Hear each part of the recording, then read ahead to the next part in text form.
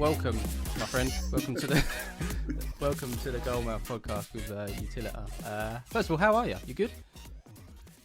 Yeah, all good, mate. Yeah, very good. How are you? I'm all right. I'm a little bit rushed. My daughter's downstairs, just woken up, hoping that she doesn't interrupt this podcast. That's. I've got my fingers crossed. You good, David? I'm all good. I'm actually very tired. Why? What's up? Well, Shay, a lot of this block conversation, this renovation, is because I bought a house which needs some renovation work going on. And, right.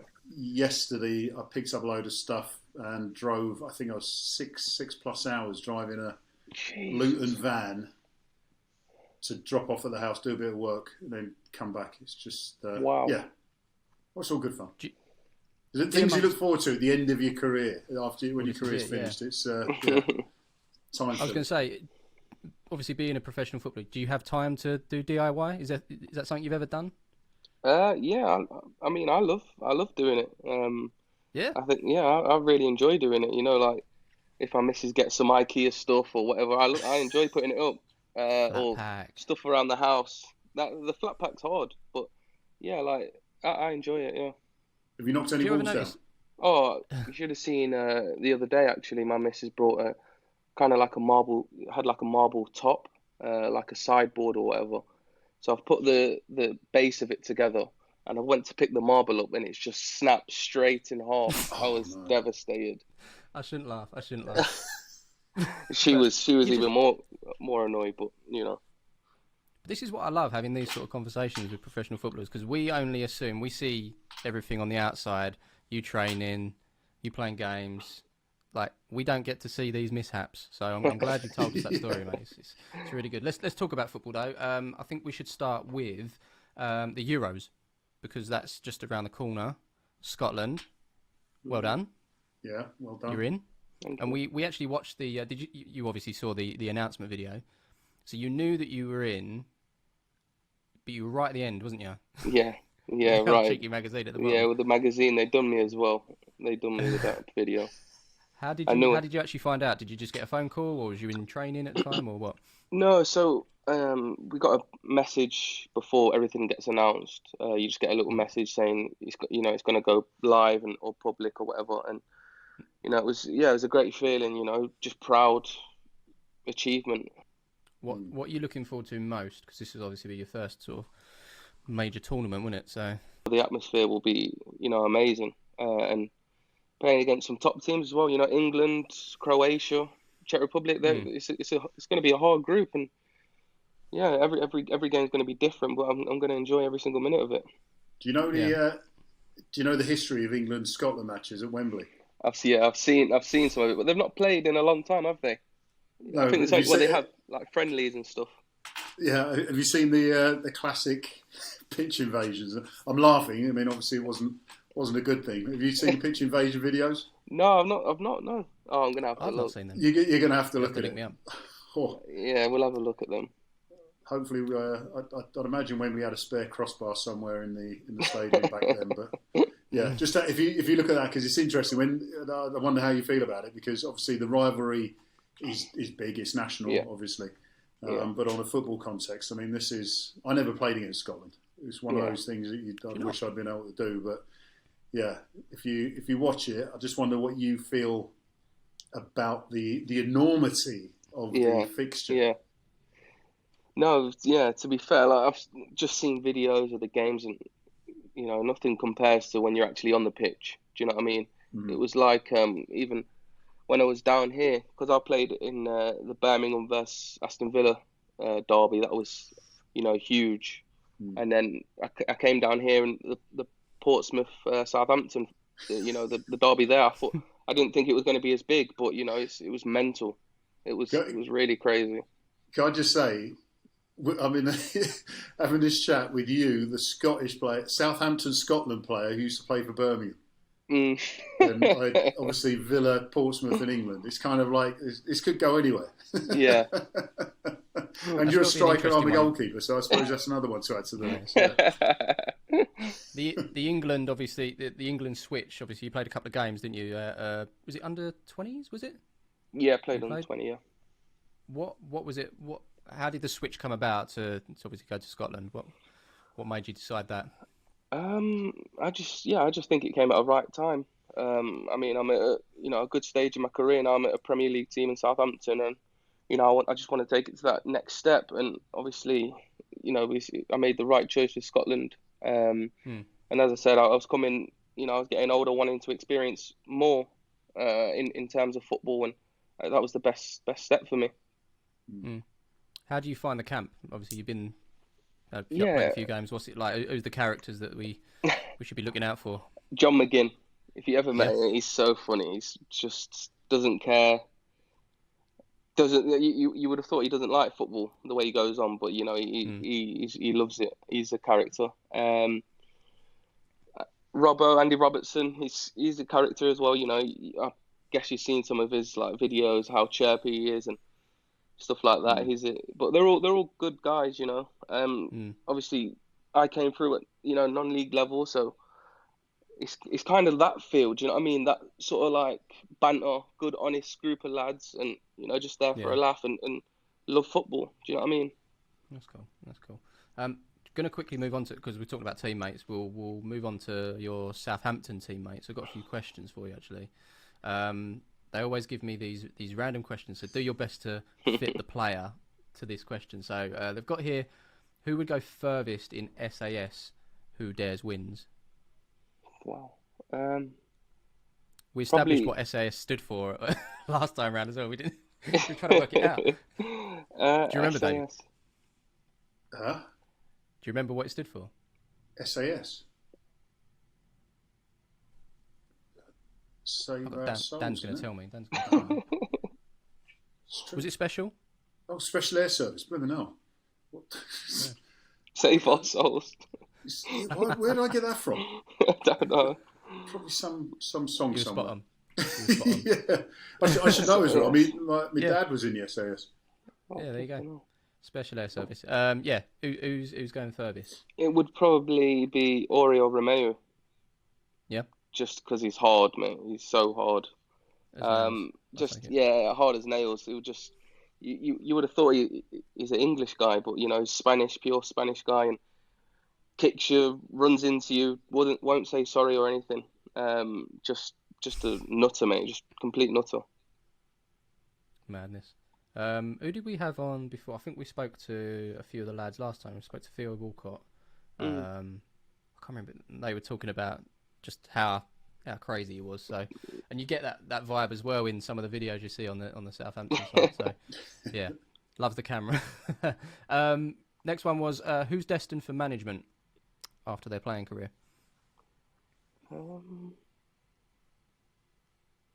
I think it's got to be James Ward-Prowse. Oh, I was going to say that. Yeah. I was going to say that.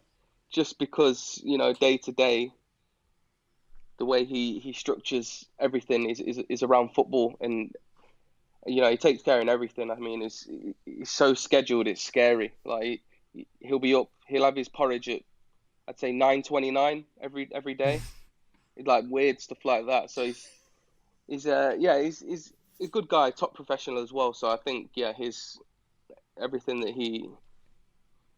he's about, he can definitely do it in management. Yeah, probably at Southampton as well. Yeah, you'd be able to tell me this, David, actually, because you're the man with the stats and everything. But I felt like it was this season that Ward-Prowse came on board and was suddenly like the new David Beckham with his free kicks. Was he doing that beforehand? Because no, not as consistently. scoring. Yeah, right, I challenged him a few years ago once. Not in a physical sense. I was covering him for the under-21s, and everyone was saying about how good he was from free kicks, how good he was for set plays.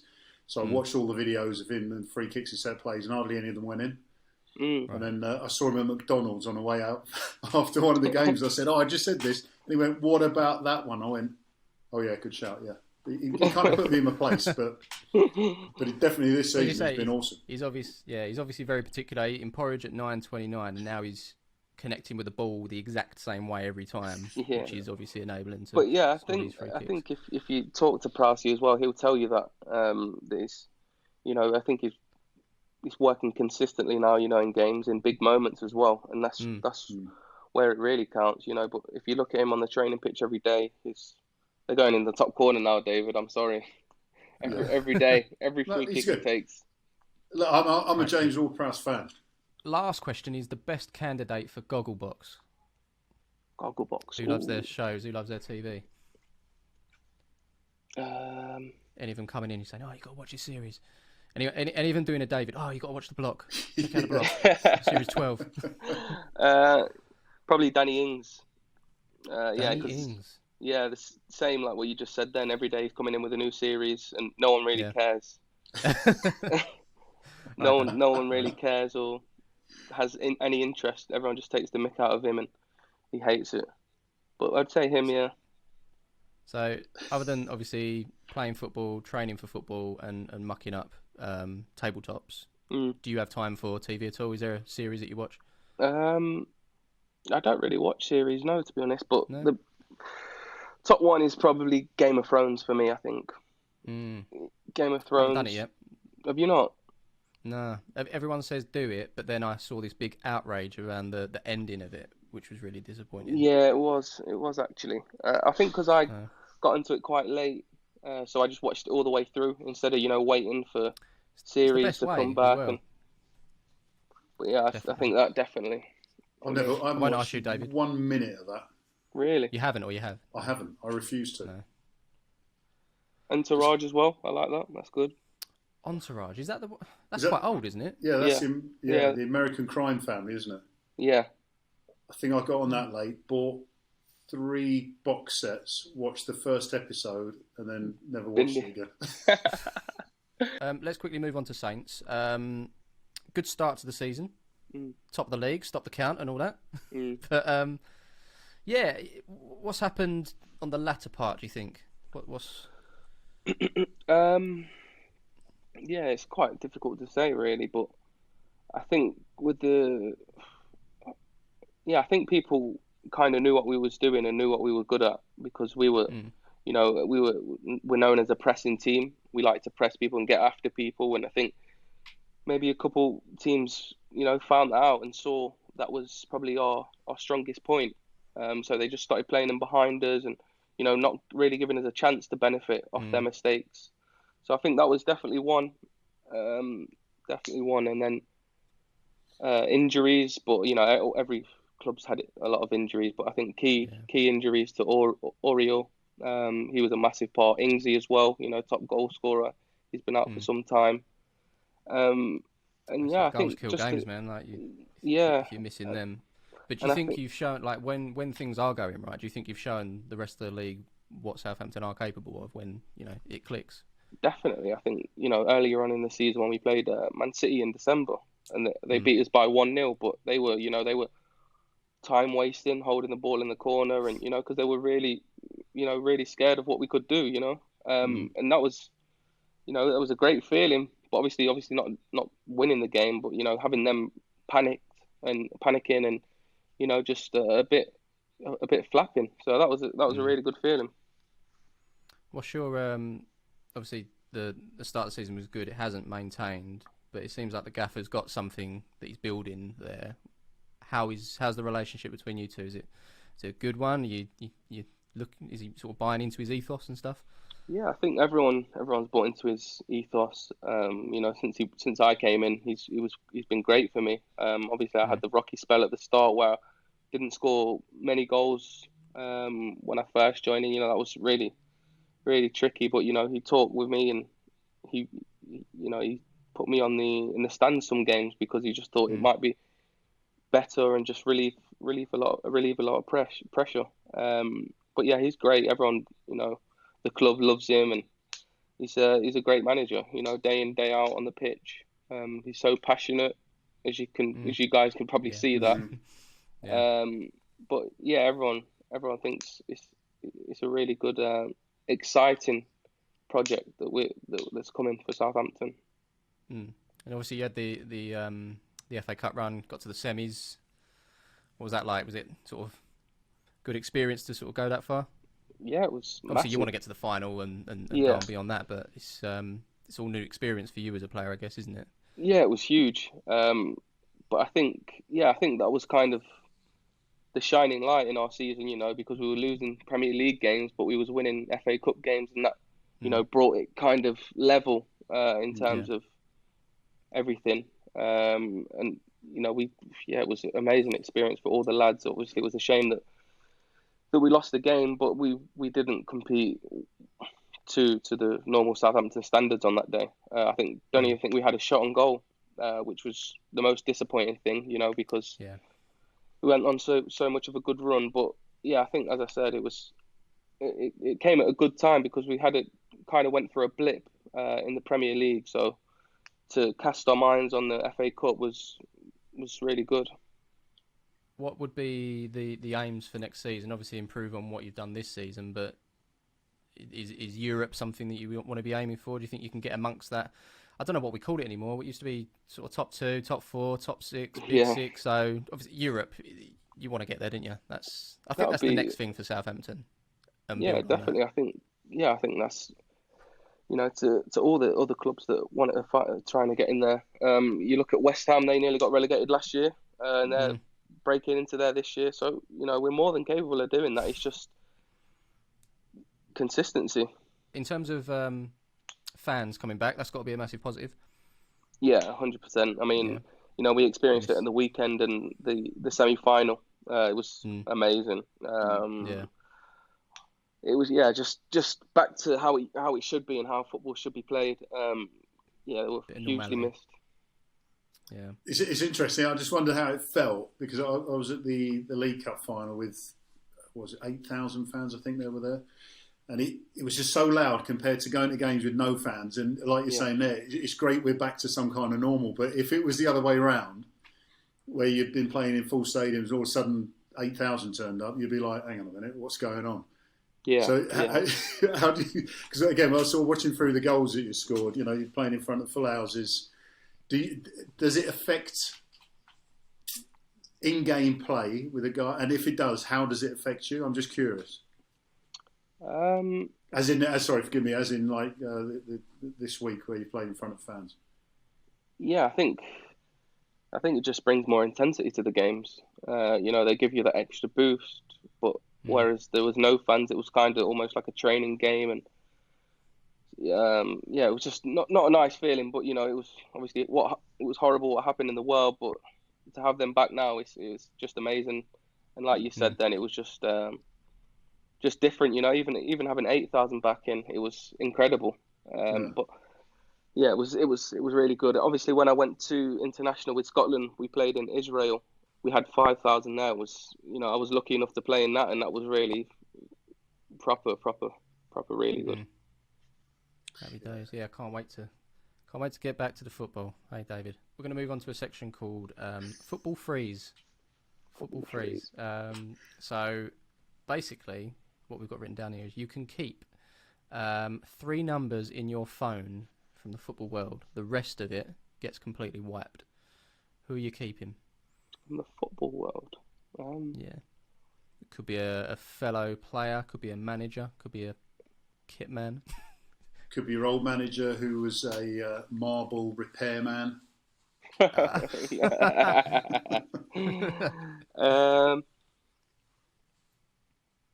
that's hard.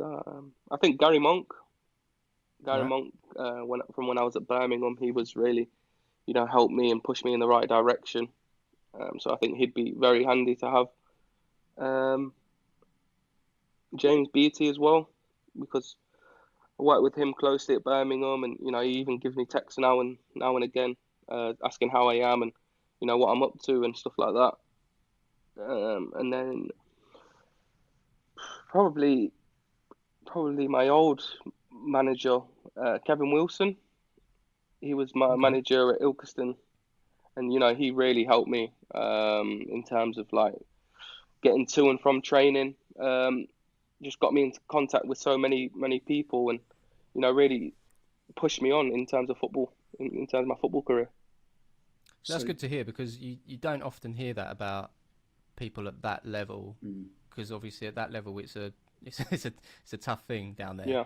And I mean, we've got it. We've on Sunday we've got an actual semi-pro player that comes down and plays for us because he doesn't get in the team too much. But his gaffer is always pushing him to go and play on a Sunday, just play as much football as you possibly can, and he's really really cool with it. And people like that you remember, and it's good that you've got definitely. that. Do you think without him you would be where you were? Kind of, Well, I think it would have been a different route, wouldn't it? I think it would have been a different route. I think what you do on the pitch is the main thing, isn't it? And everything obviously off the pitch helps you to do things on the pitch. So I think a bit of balance. I think a bit of both really. That's decent. Next one is you can keep 3 items from your football career. So whether that be a shirt you might have swapped with someone, a pair of football boots, match ball.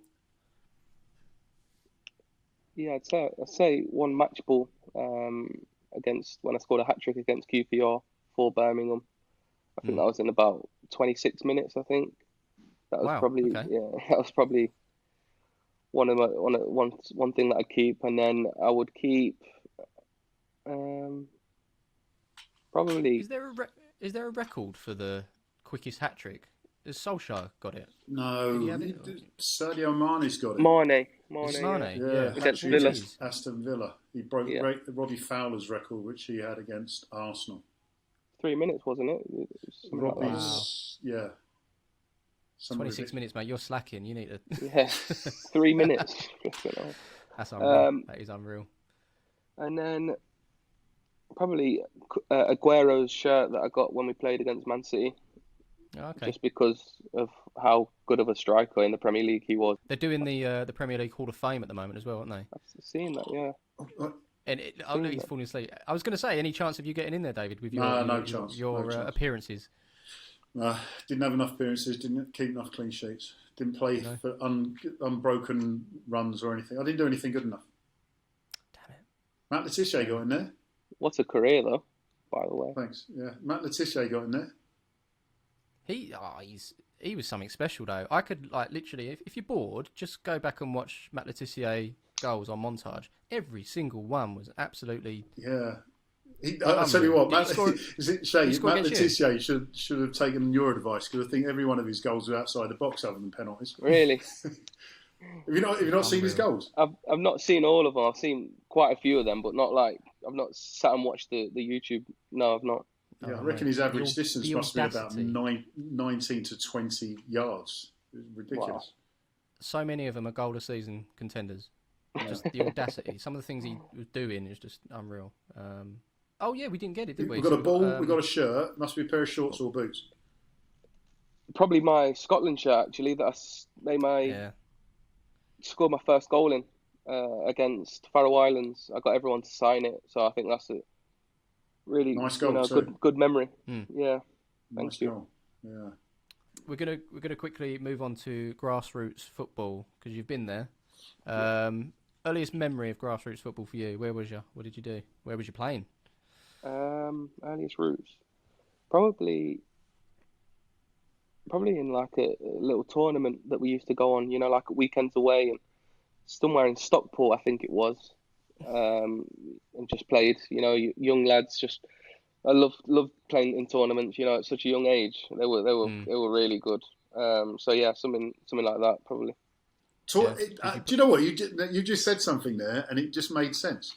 Why tournaments are so good? Because as young kids, you don't have to concentrate for many months. You just go there, play the games, win or lose, and get on with it, rather than thinking where are we in the league and not actually. Yeah, I've never even thought about that. Yeah. Literally. Yeah. In terms of so obviously you started with the tournaments and playing at a very young age. What was it that got your break? Where did you? Was a scout over watching you, or what happened? I think earliest I got a break. Yeah, he's probably playing in them sort of tournaments. Local tournaments. Obviously, being a Leicester boy, a lot of Leicester scouts were going to the games and. I had a few trials there, but it didn't, work out there. I think my first biggest breakthrough was probably when I was about 16. I played got another trial at Leicester again, and one of the Kevin Wilson guy was the manager of Ilkeston at the time, and I didn't get in at Leicester, and he offered me a place there in their sort of like scholarship, education system, and that was probably the breakthrough, where I went on to, go do bigger things. Was there a moment where you thought, oh, this could be a career here? Yeah, I think after a game at Ilkeston, when I think there was about 45 scouts there, that was the big one. Yeah, love that. Whose kit did you wear? Whose kit? Yeah, as a kid. Did you have Arsenal. a shirt? Just Arsenal. Do you have a name on the back? I had loads of shirts actually. I was a Glory supporter when I was younger. I was Arsenal, Chelsea. Oh no! We're going to talk about boots, football boots. Yeah. What was your first pair? A pair of Umbro boots. Nice. That my mum got me, and I hated them. What? Were they just the standard like black ones with like a white thing, or were they? Because yeah, Umbro did the coloured versions for ages, didn't they? Yeah, so they were black, but they had like this blue colour on the tongue and stuff, and I just didn't like them. Were they leather? Yes, they were. Yeah. Did they have a kind of, I want to say like a Puma-esque swooshy bit on them? Yeah. Yeah, that would be 2000. Well, no. I know them. I've got them. You know your boots? Yeah, I've got. We'll have to get a picture up. I can't get a picture up. I'd love to see I've got an image in my head of what they might look like. Did they have a bit of orange on them as well? I think they did a few different colourways, but the ones with the blue. You were Umbro, weren't you? Yeah, well, I had a few. I was a bit like your youth team supporting stakes. I had a few suitors in the sponsorship stakes. Yeah, but yeah, I remember them. I was at Man City. What year was that? 2005, 4. When did they? No. Yeah, probably even. Yeah, no, probably about 2004. Yeah, Man City. That's right. Yeah, there we go. Bang. Well, while we're talking about boots, David, do you want to quickly talk about Utilita's new campaign? Yeah, football reboot. All right, so the easiest thing I'll ask is, what do you do with your old boots? And I rephrase. What do you do with the boots that you no longer use? Because they don't necessarily mean they're old. I just give them away I gave loads away to the younger boys today. Oh, today? Yeah.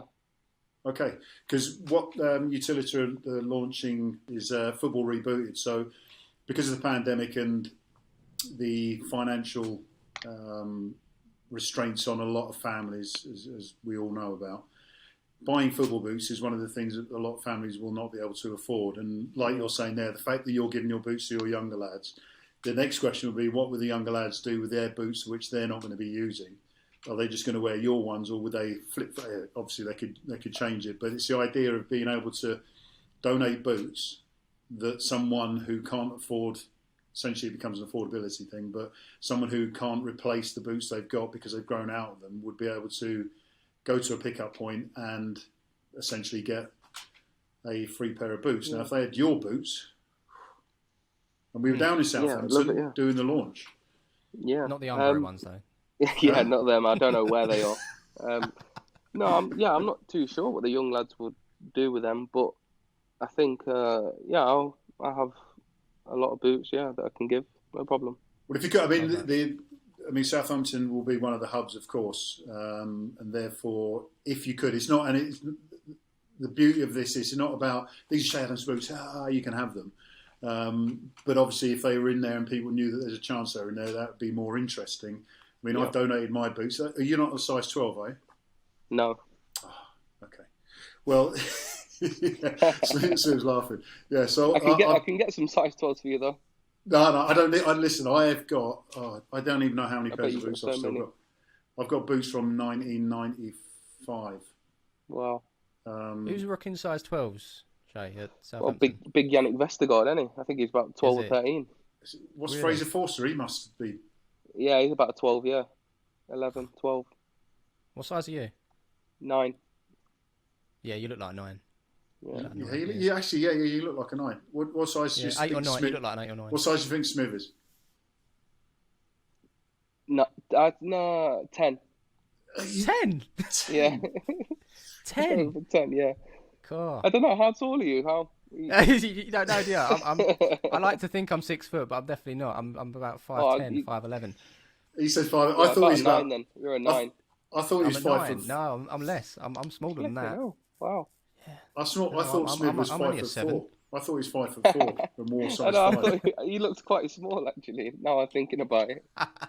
Nice one, thank you. No, My but yeah, nickname in school was... that would be, yeah, I'd sort that out, no problem. I think I can get some more boots off the lads anyway, because, it's coming to the end of the season, so.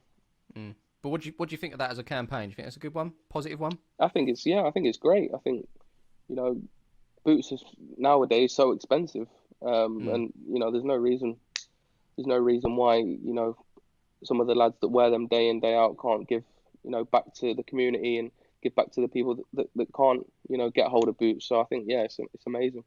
Can I just ask? Sorry, Smith. So Shay, when you were going through, so you dropped out of Leicester, gone into grassroots football. How did you go about getting boots? Yeah, I just bought the cheapest pairs, the cheap ones, and then maybe as someone would give me some nice ones or whatever, proper ones. But yeah, I just wore the standard CTRs, £30 I think, £60 or something. There you go. Should have got a paper around, mate. You'd have been in I know, yeah. mercurial vapours before you know But it. now but boots are so expensive now. I think the ones that I wear are about 250 quid. They're mad. Wow. It's mad prices these days. But And even like at my level at Sunday League, you see some of the boys and they turn up throughout the season because we film all our games. You'll see them as well. Like they've got at least 4 or 5 pairs of different boots, and they're all good as well. It's not as if they've got a hole in it and they have to change it. They just get another pair and they leave the other pair in the bag and you never see them again. Yeah. They get all damp and dry out and they get a bit crusty in that. But I bet they don't clean them either as well, do they? No, definitely not. No, Sunday League, mate. We don't need to do that. Hang on, you always clean the new ones. You clean the new ones. I remember as a kid, you'd go you've got a new pair. Sit watching telly, bucket of soapy water, clean them, and then there'd be one muddy day, and you go, "Oh, I don't fancy it," and then they go in a plastic bag. Next match day, it's like, yeah. My dad was like, I had standards when I was younger, so we'd obviously play on the worst pitches ever. You know where the mud used to come around the side and used to make the width of your boot that much more. Yeah. You'd have to let it dry. Obviously, put it in a plastic bag, let it dry, and then the next morning when it's all dried out, you clap them together so all the mud comes off. Scrub them, and then put newspaper in the bottom and under the radiator. Yeah, always works. And I had one pair of boots a season, and pre-season that was the best time ever, going into JD Sports or Sports Soccer or wherever it was and picking your boot for the season. And if you mucked up, that's your own fault, mate. Yeah, that's it. Yeah, done. Yeah. They're the ones you chose. What would be your favourite pair of boots that you've ever had? Yeah, it would probably. I went through a stage when I was about 17, 18 wearing CTRs, Nike CTRs. They were the most comfiest boots for me. Okay. And what are you rocking at the moment? I'm wearing Adidas now. The X's. Although the laceless ones. Mm-hmm.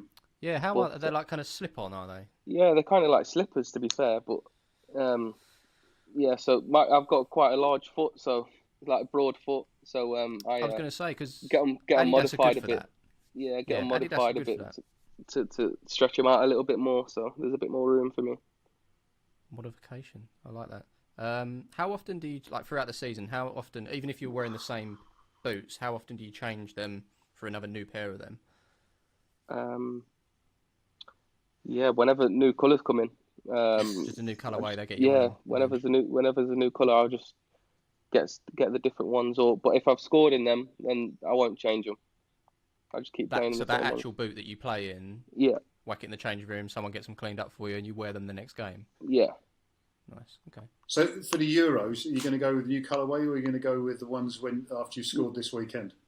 Yeah. So obviously I played. I went to Scotland. I was wearing the old colourway, like the old kind of model. I think the 19.1 or something like that. And I scored for Scotland. Come back to Southampton, didn't score because I wore the newest ones now. And then I put these old ones back on when I scored the first time against Crystal Palace. Scored against Crystal Palace, scored against Fulham, and then Your favourite goal? yeah. So what does that mean? That hasn't answered the question. I mean, what's going to happen in the Euros? I'm going to stick to the old ones, white and pink. Yeah, but so I think they're onto me. They're onto me about wearing the new ones, but I was going to ask this, like from a brand point of view. So the Adidas. So would Adidas, like the PR team, get in touch with you and say, right, here's the new colourway, the orange ones or whatever? Because you see it on TV, they all walk out, and you can tell which guys are with Adidas and which ones, because there's like suddenly loads of orange boots all over the pitch. Yeah. Okay, well, this is the new boot that they're wearing. But if you're comfortable and you're in a really good goal scoring form, for example, and you've got the old colourway, would you just rock that, or do they sometimes say no, you have to wear these for this week? No, I think they're quite flexible with that sort of thing. But yeah, as soon as new boots come in, you putting them straight on. Have you? You sound like you haven't tested them yet, Shay. What, the new ones? No, I have. Yeah, no. Tested Adidas flexibility, because I remember players in the squad. Some would be wearing F50s. Others would be wearing Predators, and they were not allowed to wear the other boot. Really? Yeah, they were contracted to a specific boot. And I mean, World Cup 2010, I was with Umbro, and I wore. In fact, I'm trying to think if it wasn't the same boots that your mum bought you, but I wore boots which are 4 years old for the World Cup. Oh, okay. Did me so good. We lost 4-1 to Germany, but it was, in theory, it was a really good idea. Yeah. What? And they was just saying they didn't like that. No, I just told them functionality wise, the older boot was better than the one they wanted me to wear. So I went for it. Yeah. But I think that's the main thing, isn't it? Just how comfortable you actually are in a boot. That's the main thing. I'm just thinking here against England. Maybe you want to wear them brand new ones. Just test them, you know. Just test them out. Maybe just a size smaller as well, just see if they nice and compact. I'd say a good 90 minutes. Just test them for 90. See how you go, and then after that you might be able to get back to the comfortable ones. But